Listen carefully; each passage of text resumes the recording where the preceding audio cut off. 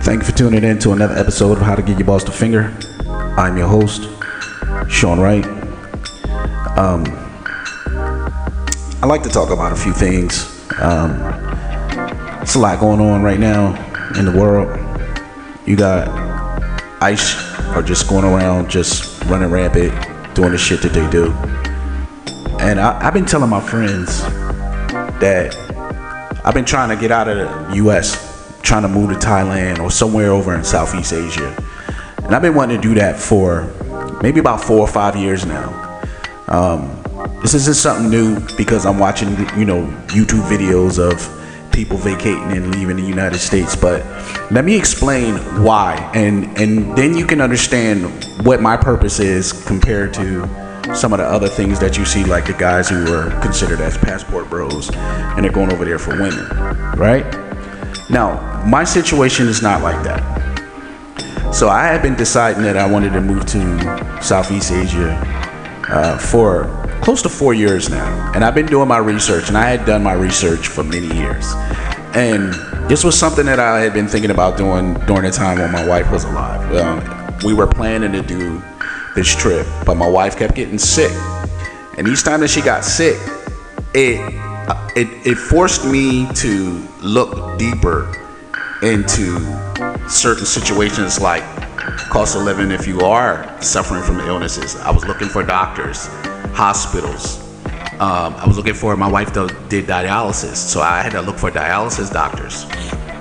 So I was reaching out to insurance agencies, finding out what kind of insurance could she be covered because she had pre-existing conditions, and what if I had to pay out of pocket. So it was like so much that we had went through during the times that she was going through her illnesses that forced me to dig deeper into the information of being able to live abroad.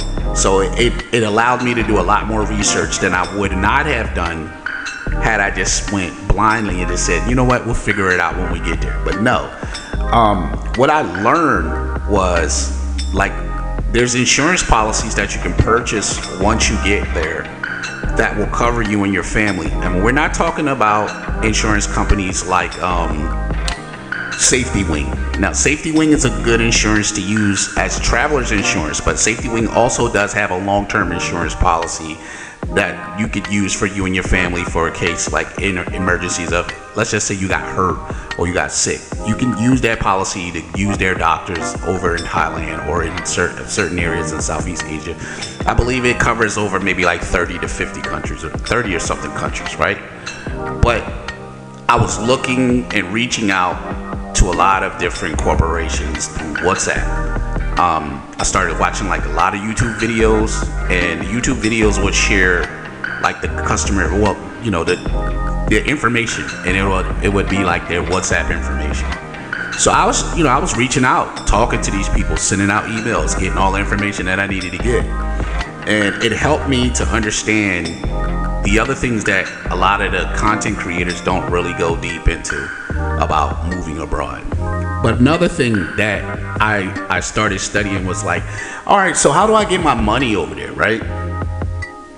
So, I came over a couple of other different options, and it's going to be kind of hard opening up a bank account when you get over to some of these countries, because they may require you to do some of these things or have a certain kind of visa that allows you to be able to open up a bank account.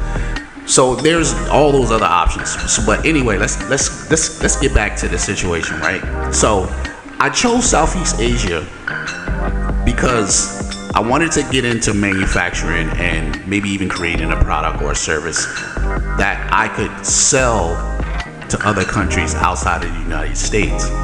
See, I began to realize that I didn't necessarily have to be wealthy here in the United States, but I could take my money that I have here, build something tangible, and become wealthy somewhere else and live off of that money in another land, so that way my family could have some other type of way to be able to exist in this ever-changing world that we're living in.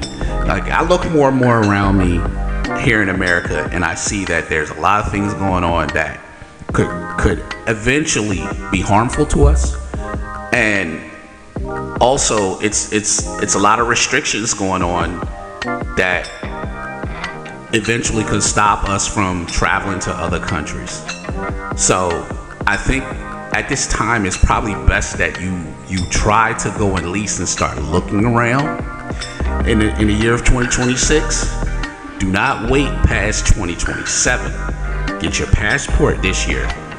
Get your passport as soon as you can. If you can, start looking around at some other countries. Start looking at areas like Texas, Arizona, California, to look for places like that are easy to get across the border if you need to cross over into another country. Like, upstate New York, you want to cross over into Canada, Detroit, or areas like, that where you can cross over into Canada as well. Like listen, you gotta plan an exit strategy or exit route. You understand? Because it's going to get harder to leave. The more and more we try to get out, it's going to get harder. And I don't want us to get stuck here with this politics and stuff that's going on here. I don't want to talk about it in this podcast. I don't want to go deep into details. We know, we see it. There's no need for me to even elaborate on what's going on. We see this shit. And if you have any common sense and you love your family, I am urging you, if you are a person of color, that you need to start looking for an exit plan, because it may be your last option to survive what's coming next. Now, I'm not going to sit here and play like I'm some doomsday guy and saying that the world is going to come to an end. This is not the sky is falling. You know what I mean? But look around. The sky is definitely fucking falling. You understand what I'm saying?